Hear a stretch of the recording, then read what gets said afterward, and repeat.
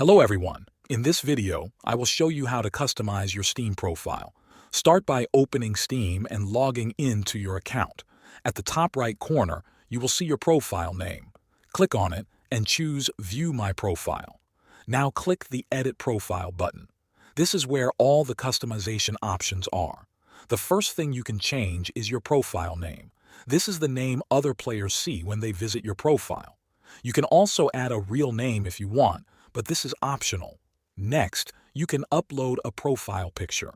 Steam calls this your avatar. Click on the box and upload an image from your computer or choose one from your Steam library. You can also set a profile background. This gives your profile a unique look. Backgrounds can be unlocked by crafting badges or by buying them from the Steam market. Once you own a background, you can pick it from the drop-down menu. If you scroll further down, you will see the theme options. You can choose a light or dark theme for your profile. There is also a mini profile section that lets you customize how your small pop-up profile looks when people hover over your name. For people who own the Steam level 10 or higher, more customization options unlock. You can feature favorite games, favorite groups, or show off achievements. When you are happy with your changes, scroll down and click Save. Now your profile is updated and ready for others to see.